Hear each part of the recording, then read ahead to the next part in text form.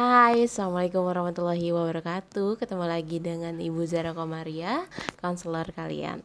Oke, di sini kita sama-sama belajar ya. Oke, untuk materi ini, materi kali ini, layanan hari ini, Ibu mau ngebahas tentang kesiapan menjadi remaja. Ini kesiapan untuk menjadi remaja ya.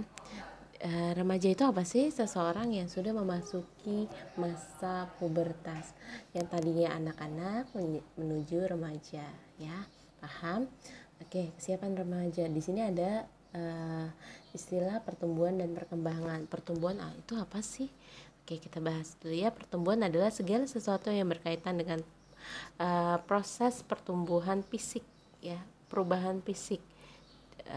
Contohnya apa aja sih, Bu? Fisiknya bisa proporsi tinggi badan, bentuk badan, terus kuantitasnya, berat badan ya, dalam arti terus dan kualitasnya. Di sini masa remaja seseorang ditandai dengan pertumbuhan yang sangat luar biasa pesatnya. Dari masa anak-anak menuju dewasa, itu remaja peralihan ya, apalagi masa tua. Untuk laki-laki ditandai dengan pertumbuhan tinggi badan. Kalian pasti ngerasa ya, di setiap saatnya, di setiap pertambahan usia terjadinya pertumbuhan tinggi badan. Oke, selanjutnya kulit menjadi lebih kasar. Kenapa? Bukan hanya karena kalian mencuci atau apapun yang bersinggungan tangan kalian, kulit kalian tuh, itu perubahan dari hormon. Kulit kalian menjadi kasar karena perubahan dari hormon, meningkatnya kadar hormon di tubuh kalian. Oke, selanjutnya tumbuh bulu di beberapa bagian tubuh seperti tangan, kaki, ketiak, dada, dan sekitar kelamin, janggut, kumis, dan jambang. Oke, selanjutnya suara menjadi lebih besar. Suara menjadi lebih besar, ya. Oke, selanjutnya mimpi basah. Oke, mimpi basah di sini maksudnya dalam arti kalian mengalami suatu mimpi yang mengakibatkan perubahan mindset, terjadi sesuatu di alat kelamin kalian dan sebagainya. Nanti kalian bisa bahas, kita bahas di khusus untuk pria ya, karena video ini tidak dikhususkan untuk pria, jadi kita tidak terlalu membahas lebih dalam ya. Oke, selanjutnya tumbuh jakun di leher ya. Di sini tubuh membentuk segitiga terbalik ya, jadi lebih mekar di bagian pinggul. Oke, tubuh mulai berotot dan kekar. Oke, kita untuk perubahan laki-laki sejauh itu hanya ini saja. Untuk perubahan yang terjadi di perempuan kita bahas ya. Pertambahan tinggi dan lebar tubuh. Seseorang wanita yang sudah mengalami pertumbuhan fisik akan melalui seperti ini, terutama di masa-masa pubertasnya. Kulit tubuh menjadi lebih halus, terutama bagian wajah ya. Bukan karena hanya perawatan, namun karena emang hormon, seperti layaknya yang tadi Ibu bahas terhadap perubahan fisik laki-laki ya. Tumbuh bulu lembut di ketiak dan sekitar kelaminnya. Oke, suara lebih kecil ya, bukan diimut-imutin, tapi memang suara perempuan lebih cenderung lebih kecil setelah masuk masa pubertas.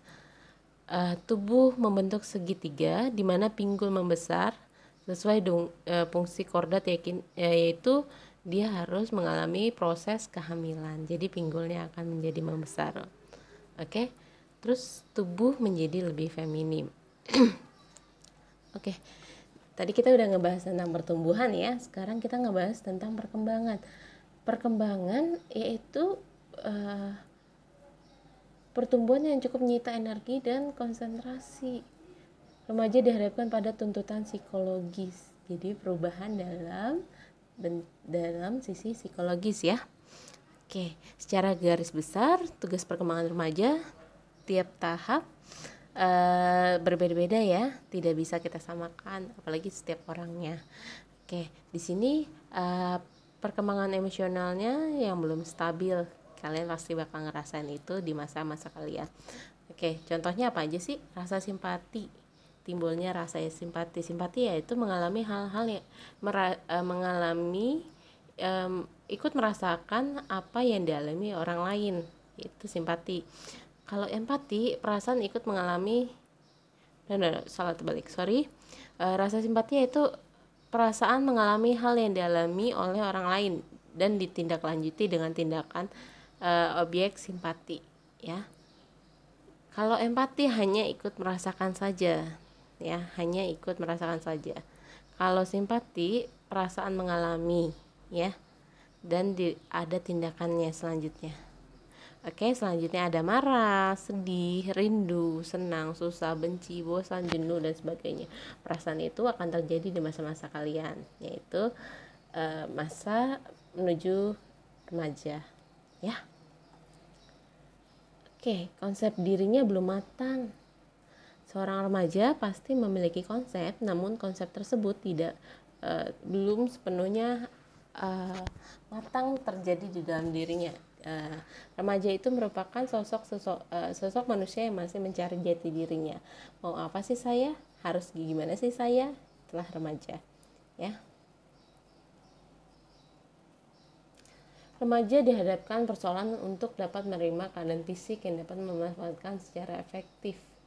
Ya. Remaja dihadapkan persoalan. Ya, persoalannya macam-macam. Kalian juga ngerasain kan, kalian ini memiliki permasalahan yang kompleks, mulai dari kehidupan untuk diri sendiri, kehidupan pribadi, kehidupan sosial, kehidupan sekolah, dan lain sebagainya. Oke, selanjutnya permasalahan yang bisa dialamin, ya. Remaja seharusnya dapat dibantu orang tua untuk memperoleh kebebasan emosional. Maksudnya itu, kalian jangan melakukan pemberontakan, ya. Tapi ajaklah berbicara orang tua kalian dalam menyelesaikan masalah kalian. Misalnya kalian punya masalah di suatu bidang, kalian ajak bicara orang tua kalian dengan baik-baik, dengan tidak nada tinggi tentunya. Oke, selanjutnya remaja seharusnya mampu bergaul lebih matang dengan teman sesama jenis maupun lawan jenisnya, ya. Berteman, ingat, berteman. Seharusnya remaja mengetahui dan menerima kemampuan sendiri, tidak membanding-bandingkan dengan kemampuan orang lain. Jika kalian mempunyai kemampuan A dan teman kalian mempunyai kemampuan B, kalian jangan membanding-bandingkan, karena setiap orang mempunyai kemampuannya masing-masing. Selanjutnya, seharusnya memperkuat penguasaan diri atas dasar skala nilai dan norma. Jadi kalian mempunyai penguasaan terhadap diri kalian sendiri, tidak mudah dipengaruhi oleh orang lain. Oke, sejauh ini kita udah ngebahas tentang perkembangan remaja dan pertumbuhan remaja. Remaja itu unik, remaja itu suatu tahapan yang harus kalian lalui dengan baik. Jangan sampai saat masa-masa remaja kalian terlewati dengan hal-hal yang tidak baik, apalagi dengan menyia-nyiakan waktu kalian, ya. Karena masa remaja itu tidak akan terulang kembali. Jangan sampai kalian melakukan hal yang tidak baik dan terjadi penyesalan di kemudian harinya. Oke, cukup sekian dari Ibu. Kurang lebihnya mohon maaf. Assalamualaikum warahmatullahi wabarakatuh. Bye.